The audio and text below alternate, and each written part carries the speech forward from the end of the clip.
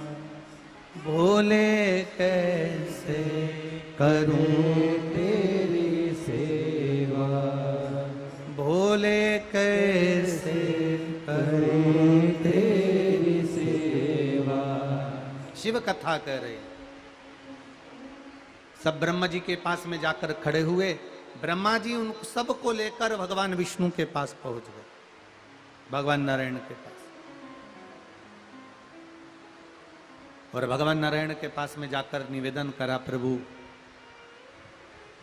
तारकासुर के 3 बेटे तारकाक्ष, विदुमाली और कमलाक्ष की ने बहुत परेशान कर रखा है। आप कुछ कृपा करिए, दया करिए। अब भगवान नारायण ने पूछा कि इनकी मृत्यु कैसे लिखी है वो बताओ। अगर प्राण छूटेंगे तो छूटेंगे कैसे, वो तो निश्चित बताओ कि इनके प्राण कैसे जाने, इनके प्राण कैसे छूटने। कहा महाराज इनके प्राण छूटने का तो केवल एक तरीका है, केवल एक तरीका। क्या? ये तीनों मरेंगे तो एक साथ मरेंगे। तो भगवान विष्णु ने कहा कि तीनों को मारना है और एक साथ मरना है तो केवल एक ही है जो तीनों को एक साथ संहार कर सकता है, और वो त्रिलोकी का नाथ, त्रिकालदर्शी, त्रिपुंडधारी, त्रिशूलधारी केवल देवाधिदेव महादेव ही हैं जो इन तीनों को एक साथ संहार कर सकते। बोल डोलेश्वर महादेव की, पशुपतिनाथ भगवान की, कुबरेश्वर महादेव की, हर हर महादेव। इन तीनों के प्राण अगर छूटेंगे एक साथ तो वो केवल देवाधिदेव महादेव ही हैं जो मार सकते, केवल शिव। शिव के सिवा कोई। ठीक है।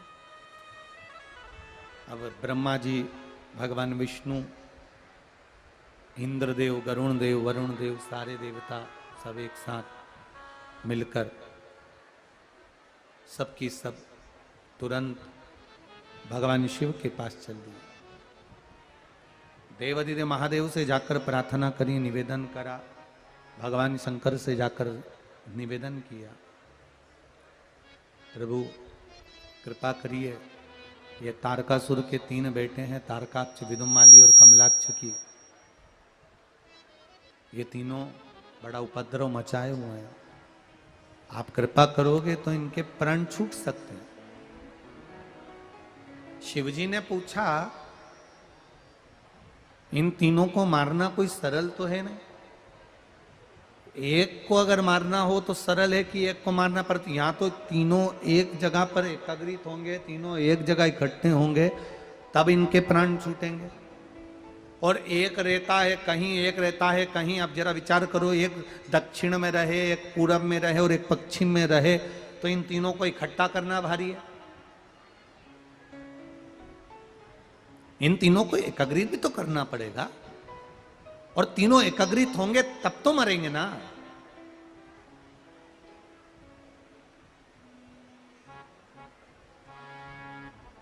इन तीनों को एकत्रित करना ही कठिन है, तो क्या करा जाए? इन तीनों को एकत्रित करिए। भगवान शंकर ने कहा, एक काम करो, 33 कोटि देवता सारे के सारे पशु बन जाओ, मैं तुम्हारा पति बनता हूं। पति का मतलब होता है भरण पोषण करने वाला, पति का मतलब होता है संभालने वाला,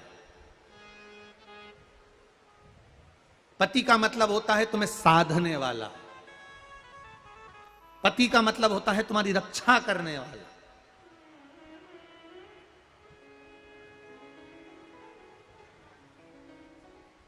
इसलिए उसको कहते हैं पशुपति नाथ।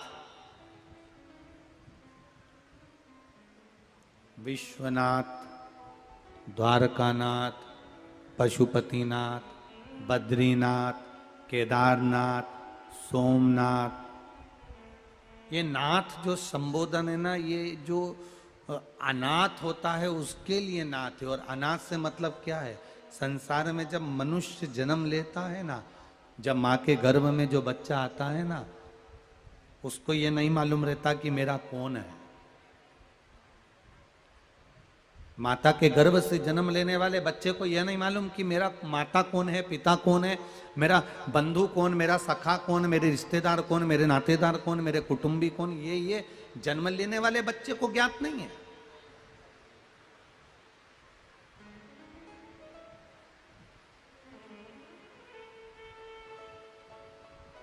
जन्म लेने वाले बच्चे को भगवान शिव, माता के गर्भ में जब बच्चा जन्म लेता है तब भगवान शंकर जाकर स्वयं कहते हैं तुझे चिंता करने की जरूरत नहीं है, तू जहां जन्म लेगा वहां तू अनाथ नहीं रहेगा, तेरे साथ स्वयं विश्वनाथ रहेगा। जब तक तू है पृथ्वी पर तेरे साथ विश्वनाथ है।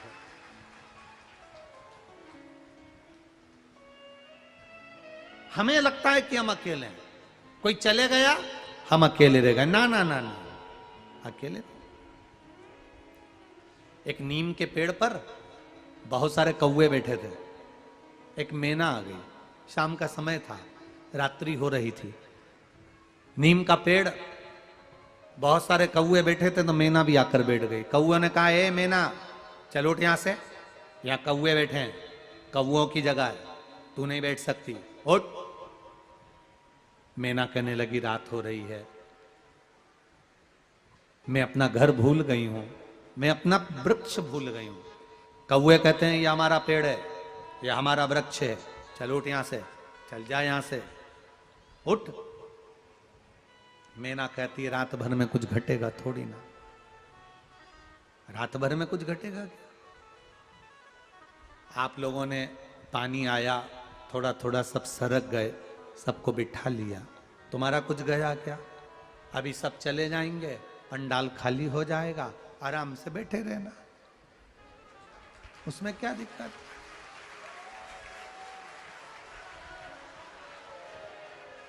इतना पानी गिरे तो लोग किसी कथा में बैठते हैं क्या?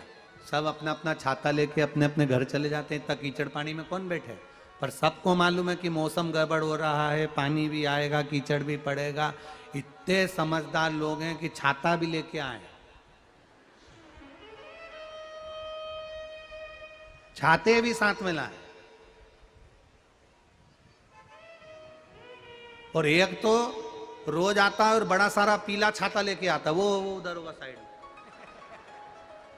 पीला कलर का बड़ा सारा छाता, एक में 10 भरा जाए, वो रोज आता। हमको तो लगता है कि उसको पहले से भगवान ने कह दिया था पानी गिरेगा तेरा छाता काम आएगा, हो लेके जा इसको। तो ये तो आपने, मैना कह रही है मुझे केवल रात भर रहने दो, मैं चली जाऊंगी, रात में कहां जाऊंगी। कौवे कहने लगे तो दिन भर भगवान का भजन करती है, दिन भर हरि हरि बोलती है, दिन भर शिव शिव बोलती है, दिन भर भगवान का भजन करती है, तू अगर भगवान पर इतना विश्वास करती है तो अंधेरे में भी जा, तेरे को डरने की कौन सी बात है, उड़ यहां से। मैना, कौवे कह रहे हैं हमारी जगह छोड़। मैना कहती है मैं तुम्हारी बहन हूं, तुम्हारे हाथ जोड़ती हूं, मुझे रह लेने दो। ना ना ना ना, तू जा, उठ जा यहां से, उठ उठ तो यहां से उठ, चले जाए यहां से उठकर। मैना सोची अब कहां जाऊंगी। कौवे भैया रात भर की तो बात है, थोड़ी सी देर रह लेने दो। ना ना ना, तू भगवान का भजन करती है ना, तो तेरे भगवान में अगर दम है तो जा। मैना उड़ी, एक आम के पेड़ पर जाकर बैठ गई। भगवान के भक्त को जब सताया जाता है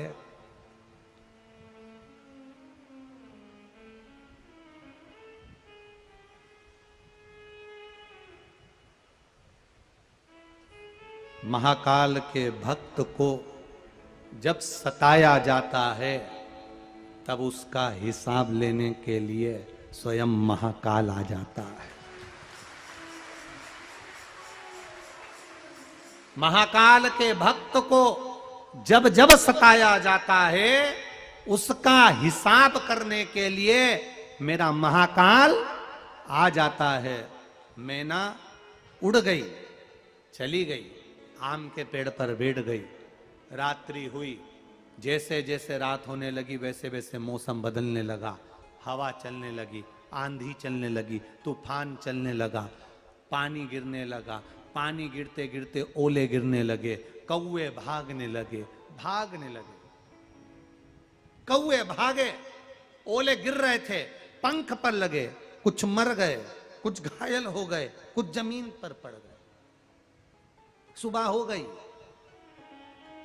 मैना उड़ती हुई सामने आई। कौवे ने, नीचे पड़े हुए कौओं ने कहा, क्यों री मैना, कल रात को इतना पानी गिरा, इतनी आंधी आई, इतना तूफान आया, इतनी जलवृष्टि हुई, इतने ओले गिरे, तेरा कुछ नहीं हुआ? मैना कहती है, आपने भगाया था, परमात्मा ने गले लगाया था, आम के पेड़ पर भेज दिया। आपने भगाया। अगर मैं ये सोच लेती कि बताओ कौओं ने मुझे भगा दिया, मेरी जाति के लोगों ने, मेरे पक्षियों ने मुझे भगा दिया, और मैं तुमसे विवाद करती, तुम्हारे लिए गलत सोचती, तो मेरा मन गलत हो जाता। मैं वहां से उड़कर आम के बगीचे में चली गई, तेज हवा चली, आंधी चली, आम के पेड़ की एक डाली टूट गई, जड़ से जब डाली टूटी वहां कोटर हो गया। मैना कहती है, मैं अंदर जाकर बैठ गई, रात भर ओले गिरते रहे, मैं बच गई और आज उड़कर जा रही हूं। इसको कहते हैं भगवान पर भरोसा कर कर चलोगे तो सब जगह बच लो।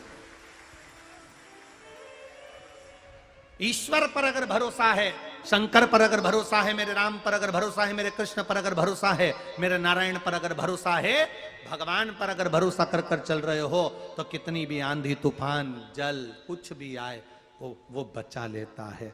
महाराज, दुख जब आता है, तुम्हारा भरोसा, तुम्हारा विश्वास तुम्हें बचा लेता है। तुमने जितना भरोसा करा, तुमने जितना विश्वास करा, जितनी तुमने दृढ़ता धारण करी है, जितना तुमने विश्वास धारण करा है, परमात्मा तुम्हें बचाएगा, ये निश्चित है। तुम्हारा विश्वास तुम्हें बचाएगा।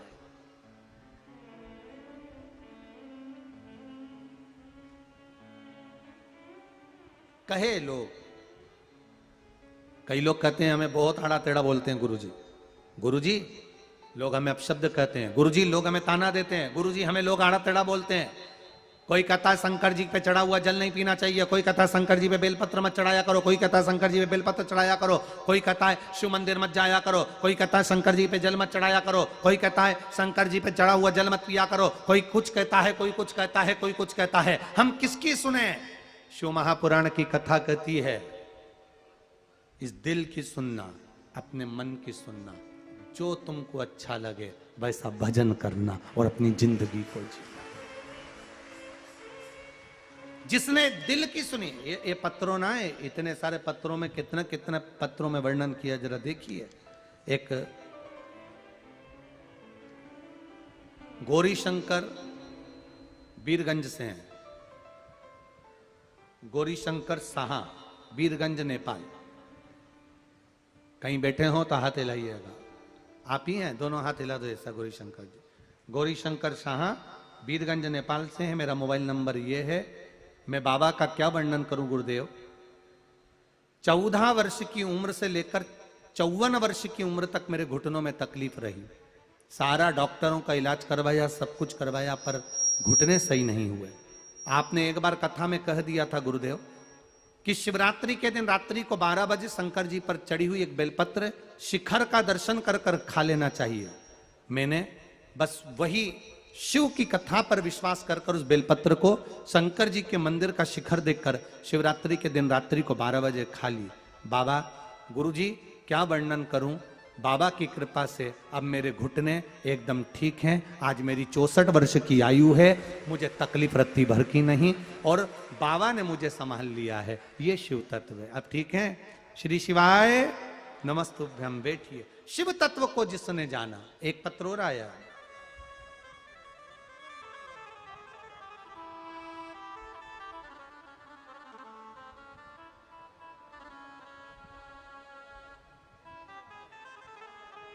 कुंती मोदनवाल, यूपी, जिला महाराजगंज, यूपी निचलोल से आई हैं। कहीं बैठी हो तो हाथ हिला सकती है। कुंती मोदनवाल, कहीं बैठी हो तो हाथ हिलाएगा। आप ही हैं? दोनों हाथ हिला दो एक साथ। हाँ। गुरुजी, मैं बाबा का क्या बखान करूं, मेरे महादेव का क्या गुणगान करूं। कोरोना महामारी के आने पर आर्थिक स्थिति गिर गई। गले का मंगलसूत्र तक गिरवे रख दिए, खाने के लिए कुछ नहीं था। किसी ने कहा कि शिव महापुराण की कथा टीवी पर आती है, 2 मिनट सुनने में मन कहां लगेगा। गुरुजी जरा विचार करें, जिसका गले का मंगलसूत्र तक गिरवे रख दिया गया हो, घर में सब भूखे रह रहे हो, तो कहां मन लगेगा। पर बाबा की कृपा का मैं क्या वर्णन करूं। 15 मिनट की शिव पुराण की कथा सुनी थी आपने, सारी समस्या का हल, 1 लोटा जल बताया था, शिव जी से लगन लगा दी। कोरोना अपनी जगह था, मन भोलेनाथ में लग गया, अब तू संभाल लेना। सारी रकम भी बाबा ने धीरे धीरे हाथ पकड़कर छुड़वा दिया और बाबा ने मुझे संभाल लिया। आज मुझे खाना पीना सब बाबा की कृपा से है और ठाठ की जिंदगी जी रही हूं। गुरुदेव, मैं क्या वर्णन करूं। मेरी माता, जिनकी शरीर की सारी नसें चोक हो गई थी, शरीर की कोई नस काम नहीं करती थी, पलंग पर पड़ी रहती थी। बाबा एक बेलपत्री और एक शंकर जी पे चढ़ा हुआ जल का आचमन मेरी मां को ठीक कर दिया, इसलिए उनको लेकर मैं यहां प्रणाम करने आई हूं। आई हैं माता जी आपकी? दोनों हाथ हिला दो मां आप। श्री शिवाय नमस्तुभ्यम। अब तो ठीक है आप। पत्र में लिखा है पलंग पर पड़ी रहती थी, पूरे शरीर की नसें चौक हो चुकी थी, डॉक्टर ने मना कर दिया था चलने का। ठीक है, हर हर महादेव। शिव तत्व इसको कहते हैं। एक पत्र बड़ा सुंदर है।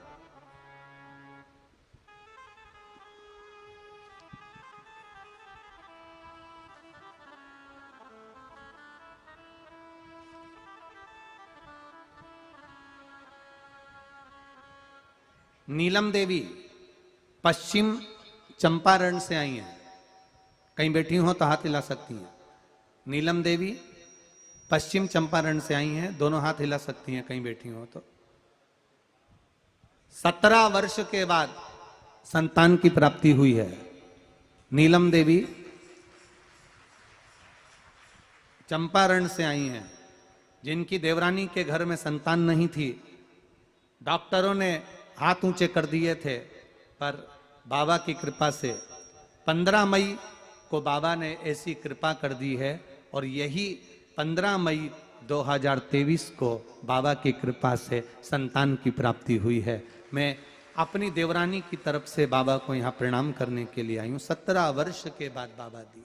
ये शिव तत्व है। करो उसकी भक्ति। थोड़ा दुख आएगा, कष्ट आएगा, रोग आएगा, बीमारी आएगी, तकलीफें आएंगी, पर आपका चढ़ाया गया 1 लोटा जल, सुनी हुई शिव महापुराण की कथा कहीं ना कहीं काम जरूर आए, निश्चित है। आप करो उसका भजन, आप करो मंत्र जप। शिव कथा कर रही है। तारकाक्ष, विदुम्माली और कमलाक्षकी को मारने के लिए भगवान शंकर ने पशुपति नाथ बन गए। पति का मतलब होता है भरण पोषण करने वाला, पति का मतलब होता है तुम्हें साधने वाला, पति का मतलब होता है ध्यान देना। पिता और माता में जमीन आसमान का अंतर है। पिता अपने बच्चे को अच्छी शिक्षा दे सकता है, पिता अपने बच्चे का पेट भर सकता है, पिता अपने बच्चे को अच्छे एजुकेशन दे सकता है, पिता अपने बच्चों के लिए दौलत इकट्ठी कर सकता है, पर पिता से ज्यादा फर्ज मां को अदा करना पड़ता है। अपने बच्चों को संस्कार मां को देना पड़ता है। आने वाले समय में तुम्हें पूछेगा, नहीं पूछेगा, आदर करेगा ना करेगा, सत्कार करेगा ना करेगा।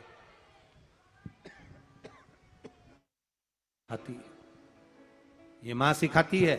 आदर करेगा ना करेगा, सत्कार करेगा ना करेगा, कैसे संस्कार है आपके, ये मां सिखाती है। अपने बच्चों को संस्कार देने का काम मां करती है।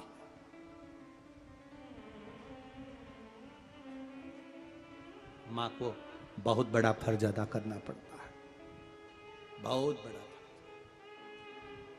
भगवान कहते हैं मैं पशुपति नाथ बनकर जाऊंगा, तुम्हारा पति बनकर जाऊंगा, तीनों को मार भी दूंगा, मना नहीं, पर साथ तुम सबका चाहिए।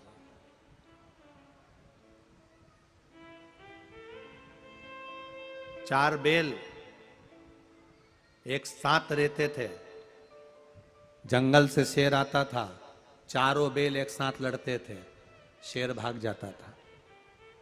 शेर ने लोमड़ी से कहा इन बेलों को मुझे मारना है, करना क्या पड़ेगा? लोमड़ी ने कहा चिंता मत करो, मुझ पर छोड़ दो, मैं चारों को अलग अलग कर दूंगी, एक एक कर कर मरवा दूंगी। लोमड़ी ने चारों बेलों को भड़काना चालू करा, अरे वो तेरा भाई, वो तो तेरे लिए ऐसा कह रहा था। उधर गई, उससे कह दिया तेरा भाई ऐसा कह रहा था, तेरा व्यापार काट रहा था, तेरे ग्राहक काट रहा था, तेरे ऊपर पानी फेर रहा था, तेरे परिवार पर उंगली उठा रहा था, तेरा भाई तेरा भाई तेरा भाई करते हुए लड़ा लड़ा कर झगड़ा करा करा कर चारों बेलों को अलग कर दिया। एक एक बेल का शिकार शेर ने अलग अलग कर लिया। 3 बेल मर गए, चौथा मरने जा रहा था। शेर ने कहा तू मर रहा है, तुझे मालूम है कि तू क्यों मर रहा है? शेर ने जैसे ही पूछा तो बेल कहता है हमारे मरने का केवल एक कारण है कि हम भाई जब एक साथ थे तो किसी की हिम्मत नहीं थी कि कोई उंगली उठा दे, लोगों को फायदा मिल गया, हम अलग हुए और लोग टूटमान हो। अपनी एकता को दर्शाइए और अपनी एकता में रहिए। सनातन धर्म कहता है, हमारा सनातन धर्म वर्णन करता है, हमारा सनातन हिंदू धर्म वर्णन करता है, अपने कुल में, अपने परिवार में, अपनी जाति में, अपने संबंधों में, अपने रिश्तों में और अपने धर्म में विवाह करना चाहिए। दूसरे धर्म की ओर विवाह ना करिएगा, ना दूसरे धर्म की ओर जाइएगा। जैसा भारत में सनातन धर्म को तोड़ने के लिए लोग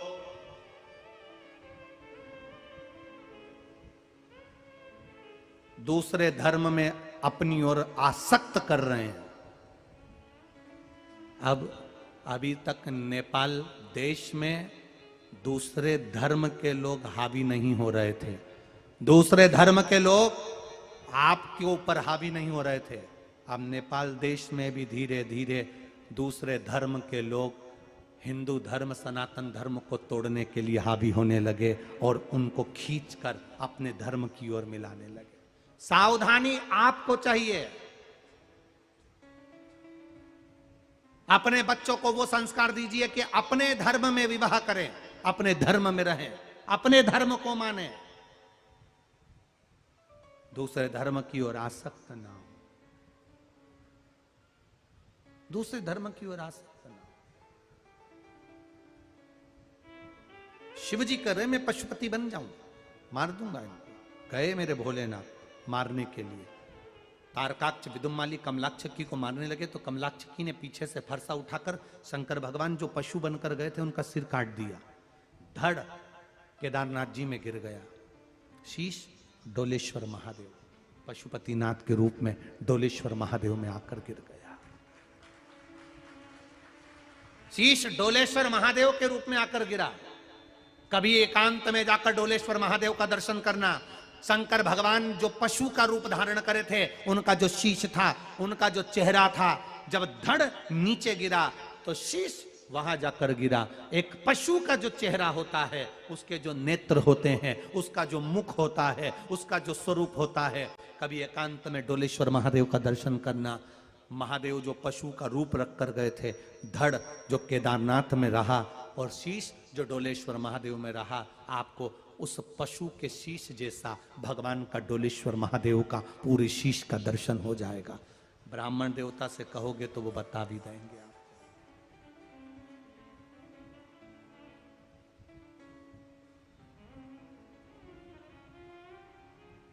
देवऋषि नारद केदार जी में आए, भगवान नारायण से मिलते हुए देवऋषि नारद केदार पहुंचे और केदार में आकर देवऋषि नारद ने भगवान देवाधिदेव महादेव के जब धड़ को देखा शीश नहीं था। देवऋषि नारद ने केवल धड़ को देखा, शीश नहीं। नारद जी की आंख से आंसू बह रहे हैं, नेत्रों से जल। प्रभु आपका शीश। भगवान देवादिदेव महादेव ने कहा, नारद ये मेरा जो धड़ है और मेरा जो शीश काठमांडू के अंतर्गत डोलेश्वर महादेव के रूप में, पशुपतिनाथ के रूप में लोग पूछेंगे।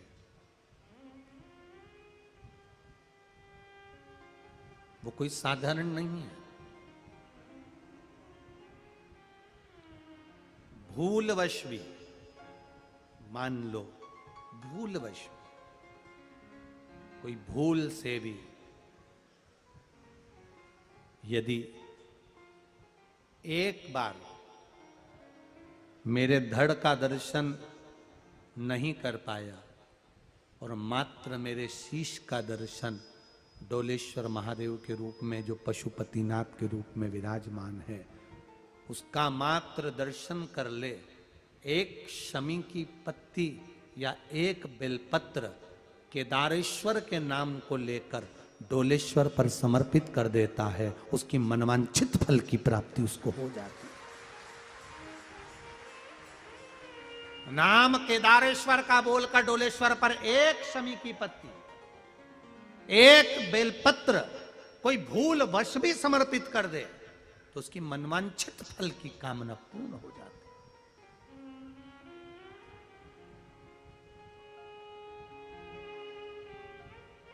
एक बच्ची का पत्र था, आप अगर टीवी पर देखेंगे या साधारण में देखेंगे, छोटी सी बच्ची जिसके पेट में आंतों में गठान हो गई और लोग डॉक्टर कह दिया कि ये गठान कोई साधारण नहीं, मुंबई जांच के लिए जाएगी।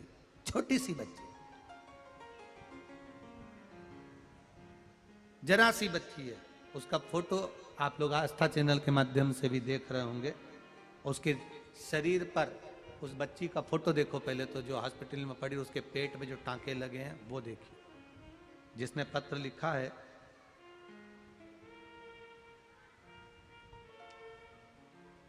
रूबी झा मुजफ्फरपुर बिहार से हैं। कहीं बैठी हो तो हाथ हिलाइएगा। आप ही हैं? दोनों हाथ हिला दो। रूबी झा मुजफ्फरपुर बिहार से हैं। बाबा, मैं मेरी उस बच्ची के लिए प्रणाम करने आई हूं। मेरे देवर का लड़का जो मात्र 15 महीने का था, मार्च में उसकी तबीयत खराब हो गई और डॉक्टर ने बोल दिया बच्चे के शरीर के अंदर गांठ पड़ गई है, वो गठान निकालना पड़ेगी, जांच के लिए जाएगी और वो गांठ साधारण नहीं है। 15 महीने का बच्चा। अब वो 15 महीने के बच्चे के शरीर में जो गांठ पड़ी, वो गांठ साधारण नहीं है, वो जांच के लिए जाएगी। और हो सकता है कि बड़ी बीमारी के भी योग रहे, कैंसर जैसी बीमारी के योग रहे। गुरुदेव, उसकी मां रो रही, आंखों से आंसू बह रहा। 15 महीने के बच्चे का ऑपरेशन होना है। तभी देवर देवरानी बाबा से विनती करने सीहोर गए। वहां से ट्रेन से जाकर दिल्ली से सीहोर गए, वहां से एक रुद्राक्ष मांग कर लाए और रुद्राक्ष लेकर आए और बच्ची को बूंद बूंद पानी उस बच्चे को देना चालू करा और डॉक्टर से, समस्या का हल 1 लोटा जल है, साधेगा। मैं जानती हूं मेरी बच्ची के पेट में गांठ है और जो आप कैंसर की बोल रहे हो सकता हो। गुरुदेव, बच्चे को 15 महीने के बच्चे को बूंद बूंद पानी दिया, ऑपरेशन के लिए ले गए।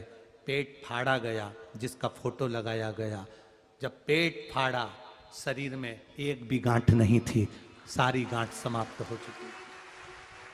उस पेट फाड़ा गया, पेट के ऑपरेशन के जो टांके लगे उसका भी फोटो भेज रहे हैं। जो ऑपरेशन के टांके लगाए गए, जो ऑपरेशन के टांके लगे हैं उसके भी फोटो लगा रहे हैं, उसके भी फोटो लगाए। जो पेट में टांके लगाएगा, जब पेट फाड़ा गया, गठान एक नहीं थी, मेरे देवादिदेव महादेव ने साध लिया, डॉक्टर भी आश्चर्य कर रहे हैं कि ये हो ही नहीं सकता। जो गांठ बताई गई वो निकली नहीं, गई कहां? शिव तत्व को जाने, बोल बम का नारा है, उसके सहारे हम जी रहे हैं। हमारा चित्त, हमारी वृत्ति, हमारा मन, हमारी इष्टता हमारा शिव हो। और छूटे भगवान डोलेश्वर महादेव के रूप में विराजमान हुए कुंदकेश्वर महादेव का दर्शन हम कर रहे हैं। भगवान कुंदकेश्वर पधार रहे हैं। 2 दिन की कथा और कल और परसों बड़े भाव से श्रवण करो नेपाल वासियों। आपके नेपाल देश में ये पावन शिव महापुराण की कथा जीवन का आनंद देने वाली है। पत्र बहुत सारे हम नहीं पढ़ पाए, उनको कल पढ़ेंगे। हर हर महादेव। बड़े आनंद के साथ में 1 जून से 7 जून तक सुंदर छत्रपति संभाजी नगर औरंगाबाद में दोपहर में 2 बजे से 5 बजे तक शिव महापुराण की कथा मार्केट कमेटी के सामने होगी। आप भाव भक्ति से कथा का लाभ लेंगे। 10 ये कथा 1 जून से 7 जून तक रहेगी और 10 जून से 14 जून तक 5 दिन की शिव महापुराण की कथा भोपाल में होगी सुंदर आनंद के साथ। उसका भी एड्रेस आपको कल बता दिया जाएगा। 5 दिन की जो कथा रहेगी भोपाल में, कई लोग तो बड़े खुश हो जाएंगे कि भोपाल में कथा 14 तारीख तक कथा सुन लेंगे, बाबा का दर्शन हो जाएगा नजदीक में। बड़े भाव के साथ आप सब आमंत्रित हैं। हर हर महादेव। जय जय श्री राधे। सभी भक्तों को हर हर महादेव। साधा जैसे